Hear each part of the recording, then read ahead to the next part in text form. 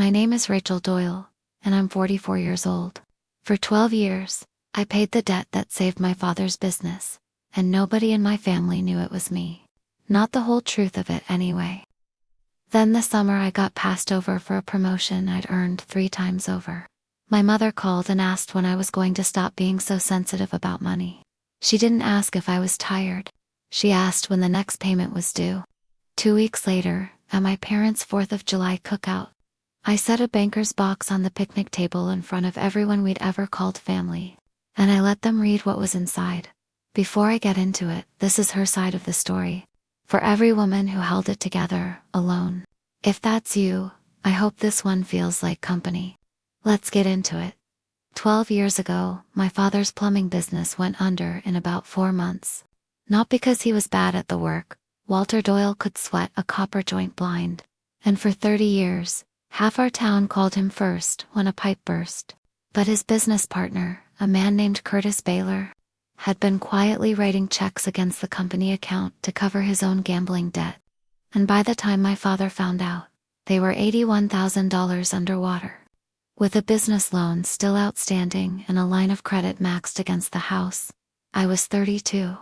I'd just made regional operations manager at a logistics company, my first real 6-figure job. And I remember sitting in my parents' kitchen while my father explained it to me in the flattest voice I'd ever heard him use. Like he was reading someone else's obituary. My mother, Carol, sat across from him with her arms crossed, staring at the tablecloth like it had personally wronged her. "We're going to lose the house," my father said. "I didn't think," I said I'd help. I didn't say how much or for how long, because in that moment I didn't know it would become the shape of the next 12 years of my life. I just knew my father's hands were shaking around his coffee mug. And my mother hadn't said a single reassuring word to him. And somebody in that kitchen needed to be the floor everyone else could stand on, so I became the floor. It started as $1,400 a month toward the business loan. Then the line of credit needed servicing too, so it became $1,900. Then my father's blood pressure medication changed after the stress of it all. And there was a stretch where his insurance lapsed between jobs, and it crept up again. By year 4, I was sending my parents $1,450 every month like clockwork. And it had been that number for so long it stopped feeling like a decision. It felt like weather. I did it from a rented apartment above a dry cleaner's for the first 3 years. Because I couldn't afford anything nicer, while I was also paying that. I did it through my own divorce, when my ex-husband looked at our finances and asked, only half joking, whether I was laundering money for someone. I did it while raising my daughter Emma, mostly alone on weeknights. Packing her lunches at 11 at night after I'd finished the online banking. Licking envelopes because my parents refused to trust the computer with anything that mattered. Every month. On the second Friday, I sat at my kitchen table after Emma had gone to bed, wrote the check, and mailed it. The kitchen was quiet except for the hum of the refrigerator and the tick of the clock above the stove past 11. I could do the whole ritual with my eyes closed by year 6. My mother never once said thank you. What she said, every single month without fail, was some version of, "Did you send it yet? Your father's getting anxious." As if I were the one who needed managing. As if gratitude were a currency she'd decided not to deal in. Let me tell you about my brother. Trevor, because you need to understand him before the rest of this makes sense. Trevor is 41. 2 years younger than me, and for as long as I can remember. My mother has treated him like a rare bird that might startle and fly away if handled wrong. He went to college on a partial baseball scholarship, dropped out after 2 years, bounced between sales jobs, and eventually landed a decent gig managing a regional office for a medical supply company. Good salary, company truck, a house in a subdivision with a name like Willowbrook Meadows that didn't have any actual willows or meadows in it. He was, and is, the golden child. Every conversation my mother had about Trevor started with some variation of "you know how hard he works," and every conversation about me started with "well, Rachel's always been the capable one." Capable. That word did a lot of quiet violence over the years. Capable meant nobody had to worry about me, which meant nobody had to actually see me. I remember a Labor Day barbecue about 5 years into all this.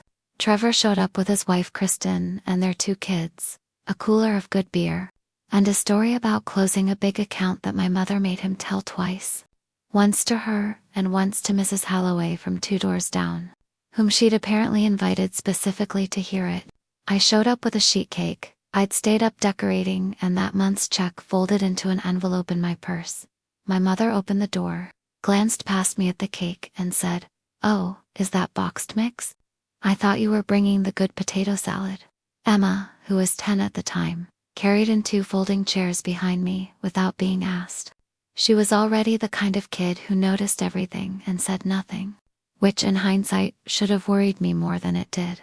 Later that night, doing dishes while everyone else watched a game in the next room, I could hear my mother telling Trevor's boys about the time Trevor hit a home run at some tournament in 8th grade, complete with sound effects. 12 people at that party.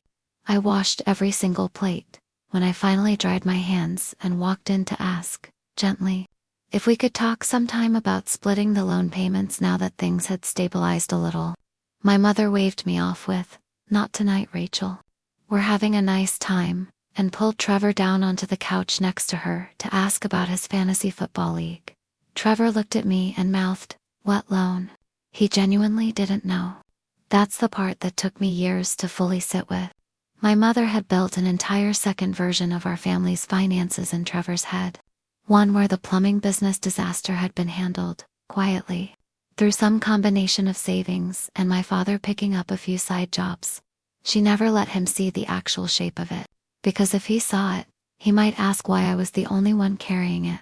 And my mother did not want that question asked. Not because she loved him more. Exactly, though some days it felt that way. But because keeping Trevor unburdened let her keep being the mother of a son who was doing so well, instead of the mother of 2 children, one of whom was quietly draining her savings every month to keep the family afloat. I want to pause here and say something, because I know some of you watching are nodding along right now. If you have ever been the one who handles things while somebody else in your family gets to stay soft and unbothered, I see you. That's not an accident. Somebody built that arrangement, on purpose or not, and you're allowed to be tired of it. If this story is landing anywhere close to home, go ahead and subscribe so you don't miss where this one goes. Because the barbecue where everything broke is coming. And it does not go the way my mother expected. The number caught up with me on a Tuesday night about a year before everything came apart. Emma was at a friend's. The house was dark except for my laptop screen. And I finally did what I'd been avoiding for over a decade. I opened a spreadsheet and added up every transfer since the beginning. $206,400. I sat with that number for a long time. Not reacting, at first, just doing the thing accountants and operations managers do, which is compare it to other numbers. A down payment on a house in a neighborhood better than the one I lived in. Every year of in-state tuition for Emma, twice over, with room to spare. The retirement contributions I hadn't made for over a decade, because there wasn't anything left to contribute. Then I thought about Emma's savings account, the one I'd opened when she was born with $100 and good intentions. I clicked over to check it, $4,100. It should have been closer to $16,000 by then, based on what I'd originally planned to put away. The difference had gone, dollar by dollar, into my parents' loan payments during 2 bad years, when my own income had dipped and I hadn't wanted to miss a month. I didn't tell anyone that number, but something in me shifted that night. I stopped thinking of the payments as something I did for my parents, and started understanding them as something I was quietly taking from my daughter instead. That reframing changes a person. It changed me. The job situation was the thing that finally forced my hand. I'd been up for a director-level promotion 3 separate times over 4 years. Genuinely qualified, genuinely earned. According to 2 different managers, who told me so privately and then watched someone else get the title. The 3rd time it happened, in May, the man who got the position had been at the company for 18 months. I'd been there 11 years. I didn't quit. I couldn't afford to quit. But something in me went very quiet, and very clear that week. The way water gets when it's about to freeze. I called my mother that Friday, not for advice, not for money, just because I wanted, for once in my life, for someone to say something like "That's not fair, honey," and mean it. She picked up on the fourth ring, television loud in the background. Mom, I got passed over again. Third time. 3 seconds of silence. I counted them, because counting things is what I do. Well, she said, maybe it's time you stopped expecting people to hand you things and just worked harder. Your father's prescription renews Monday. By the way, don't forget. She didn't ask what happened. She didn't ask if I was upset. She asked about Monday. I sat in my car in the driveway for almost 20 minutes after that call. Engine off, and something in me that had been fraying for 12 years finally gave. 2 weeks later, I didn't send the payment. The first sign that the machine had noticed was a call from my father. Not my mother, which was unusual enough that I answered immediately. The lender called the house, he said. Said the payment didn't go through this month. Your mother's pretty upset, Rachel. I know, Dad, I didn't send it. Silence then, quieter. Are you okay? That question, the one nobody had asked me in 12 years, coming from him, of all people, nearly broke me right there on the phone. No, I said, I'm not. I've been sending that payment every month for 12 years. Dad and I just got passed over for a job I actually deserved, and Mom's first thought was your prescription. I can't do it this month. I might not be able to do it next month either. He was quiet for a long moment. I didn't know it was that long. I thought we were mostly caught up by now. That's when I understood something that reframed the entire 12 years for me.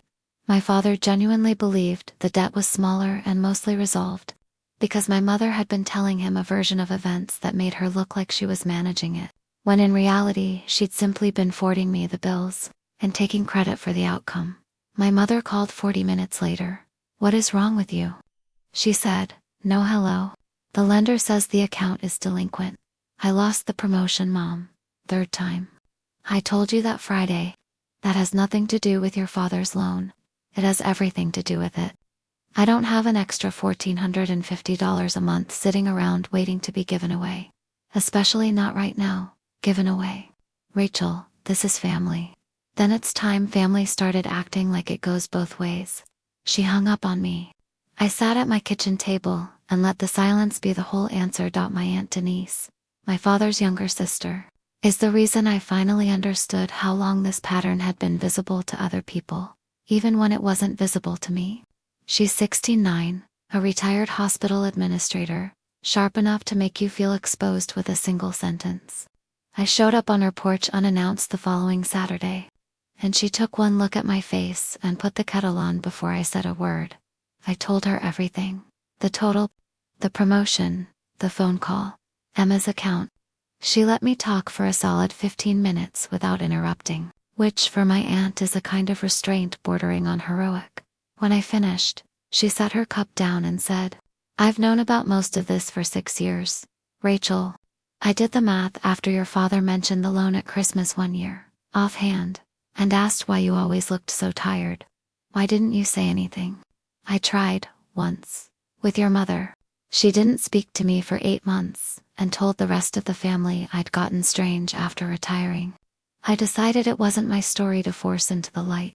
It had to be yours. That sentence, it had to be yours, sat with me the whole drive home. Trevor found out by accident, the way most inconvenient truths in our family eventually surfaced. The lender, having exhausted its patience with my parents, started calling secondary contacts on the account, and somewhere in the original paperwork from 12 years earlier, someone, my mother, almost certainly had listed Trevor's cell number as a backup contact he'd apparently never known about. He called me on a Thursday morning, which was unlike him. Trevor was not an early morning phone call kind of person. Wretch, some collections agency called me about Mom and Dad's loan.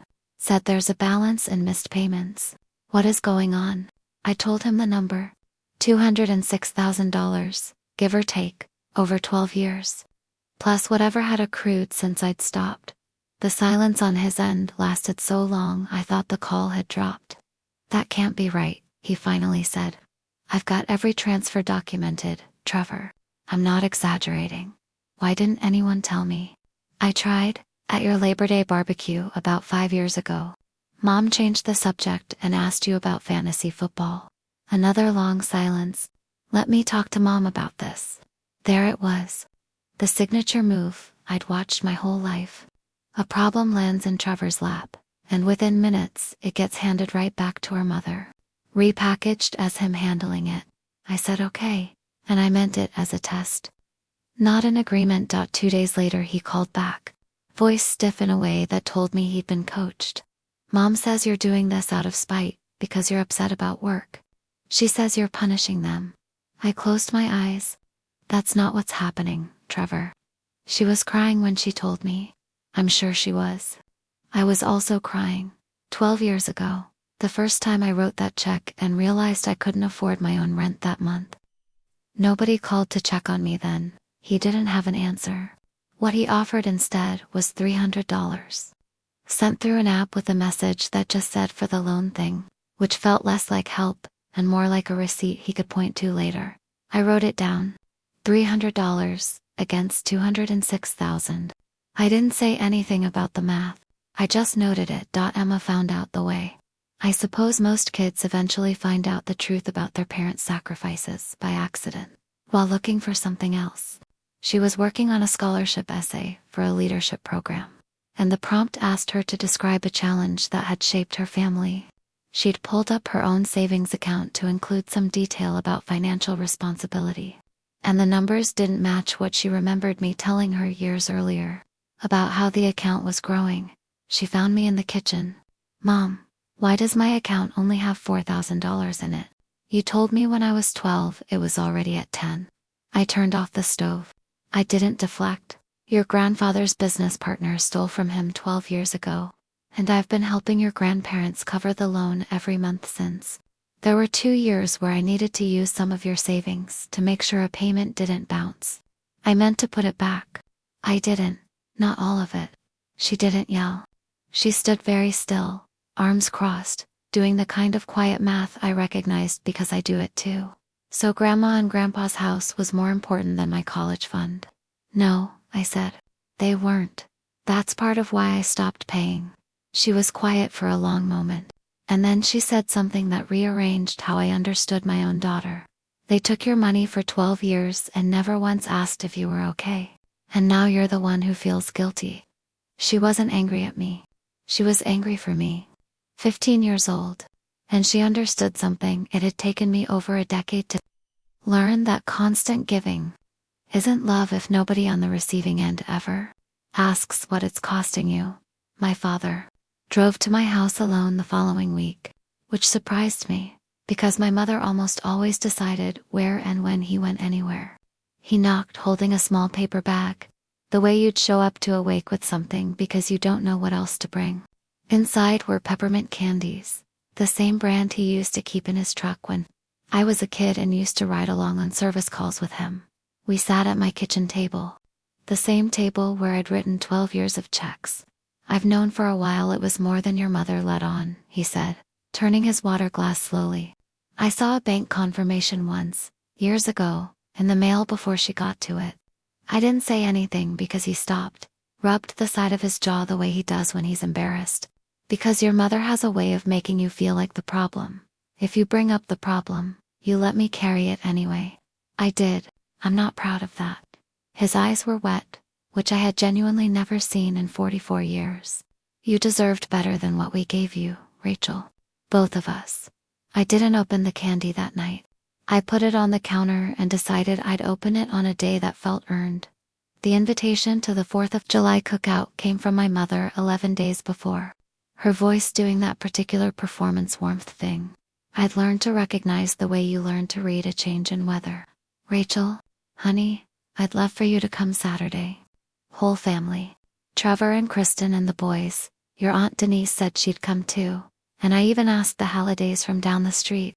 It'll be just like old times. Just like old times meant my mother at the center of a full table, conducting the room the way she always had. With expectations nobody had agreed to, but everyone somehow understood. I called Aunt Denise that night. She's building an audience, I said. Of course she is. Your mother doesn't invite the Hallidays unless she's staging something. What are you going to do? I think I finally know. I spent the next several nights doing what I do best. I printed 12 years of bank statements, every transfer confirmation, Every loan servicing email I'd saved out of habit, because operations managers save everything. I organized them by year and put 110 pages into a plain banker's box, the kind you'd use for old tax records. It felt heavier than paper should. The cookout was exactly the production I expected. My mother had strung up lights along the back fence, borrowed extra folding tables from the holidays, and set out a spread that had clearly cost more than she'd admit to my father. Trevor arrived with Kristen and the boys, and a cooler of good beer. Aunt Denise arrived last, carrying a fruit salad and the calm expression of a woman who'd been waiting a long time for this particular afternoon. My father stood near the grill, mostly in silence, the way he does at these things now, watching more than talking. Everyone settled around the long table as the sun started to go down. Plates full, the string lights flickering on. My mother stood, tapped her glass with a fork the way she always does before she says something she wants remembered, and said, "Before we eat, I just want to say how grateful I am for this family, for my wonderful son, for my granddaughter." For her eyes moved to me, briefly, almost as an afterthought. "Everyone here tonight. Rachel, would you like to say grace?" She handed me the floor. She had no idea what I intended to do with it.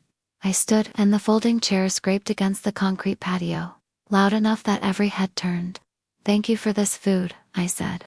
"Thank you for this table. And thank you for every person here, because I actually need this table tonight. I need to be honest with all of you."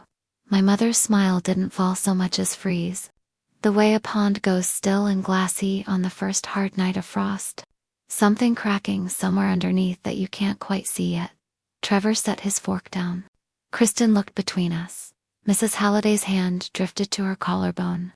Aunt Denise folded her napkin in her lap and settled back in her chair like a woman, finally getting to watch a scene she'd been waiting years for.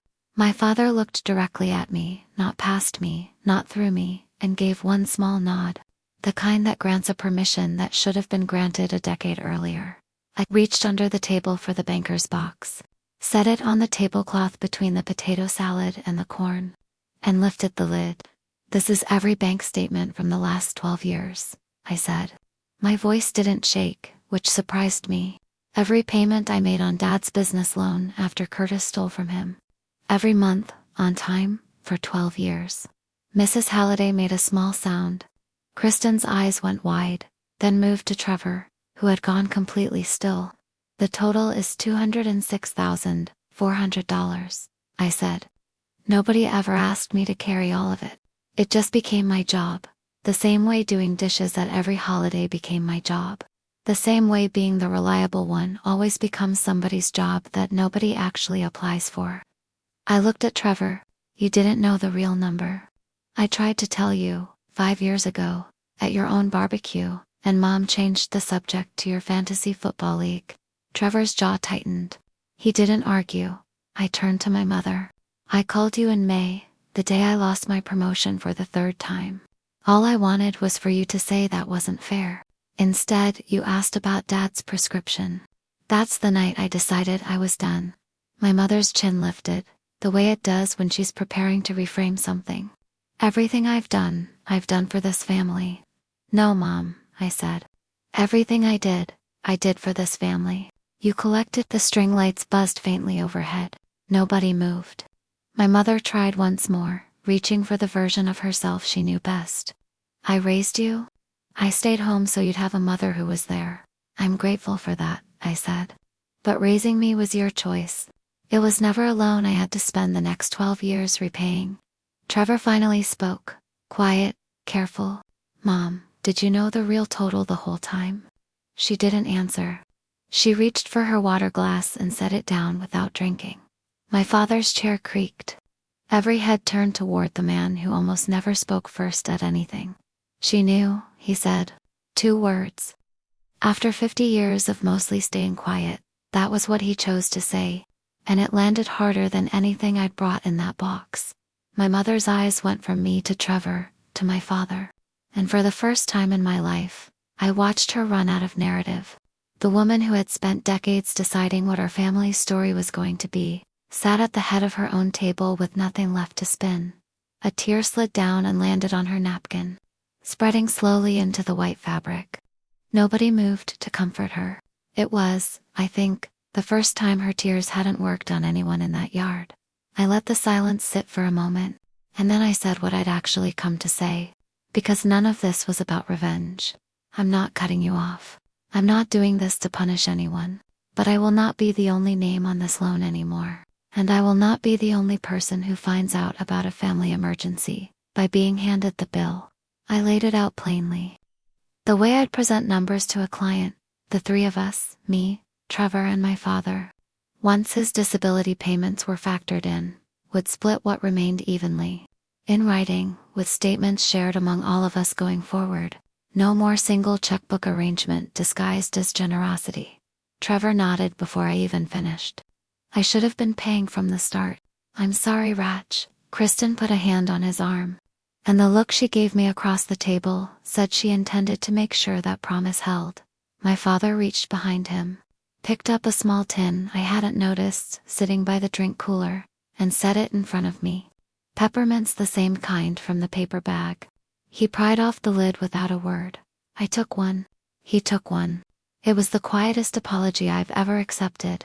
The morning after the cookout, my phone didn't ring at all before 9, which for 12 years had never once happened. I lay there listening to birds instead of my mother's voice. And it took me a full 15 minutes to remember I was allowed to just lie there. Trevor transferred $700 that week, with a note that said recurring. Starting now. My father's disability adjustment covered another chunk once Aunt Denise helped him apply for a supplemental program he hadn't known he qualified for. My share dropped to $500 a month, not $1,450. $500. The difference between those two numbers was, quite literally, the sound of my own life starting to breathe again. I reopened Emma's savings account that same week and set up an automatic transfer. Small but steady. The kind of number that compounds if you leave it alone long enough to trust it. My mother hasn't apologized in so many words. Some people's love language, I've come to understand, is simply the absence of cruelty, rather than the presence of warmth. And I've had 44 years to learn that particular dialect. But she calls on Sundays now, briefly, and asks about Emma. And last month she mailed her a card with $40 in it, and the words for your books. In handwriting shakier than I remembered. It wasn't much. It was the first thing she'd ever given without being asked, and that mattered more than the amount. 3 months after the cookout, I finally used a vacation day I'd been sitting on for 2 years to take Emma to look at colleges. 2 states over, just the two of us in a rental car with bad radio reception and good conversation. I hadn't taken a vacation day for myself in longer than I could remember. Because vacation days used to feel like a luxury the checkbook couldn't support. I got the director title in October. At a different company, one that actually noticed the work I'd been doing for years. The raise wasn't dramatic, but it didn't need to be. Because for the first time in over a decade, the money that came in was allowed to stay in my own house. On a Thursday night that October, I sat at my kitchen table, same clock. Though I'd finally replaced its battery, and I wrote a check for $500, not $1,450. $500. I folded it into a white envelope the way I had for 12 years, and sealed it, and the glue still tasted the same way it always had. Next to it sat 2 other slips of paper, Trevor's transfer confirmation and my father's benefit adjustment proof. Finally, that the weight had a few more hands under it than mine. I looked at the clock. 9:15. Not 11, not midnight. I had the whole rest of the evening in front of me. And for the first time in longer than I could remember, it belonged to nobody but me. I used to think love meant giving people everything you had, for as long as they needed it, without asking what it cost you. I don't believe that anymore. I think love that only runs in one direction for 12 years isn't love, it's just a debt. Nobody ever intended to repay. If you've ever been the one who carries everything and says nothing, the one who pays, who shows up, who never gets asked if she's okay, I want you to hear this clearly. Setting that weight down doesn't make you selfish. It makes you someone who finally decided she was allowed to survive her own. Tell me in the comments, what's the boundary you've been putting off setting? And if today's the day you finally set it, I'd love to hear how it goes. This has been her side of the story. for every woman who held it together, alone. I'll see you in the next one.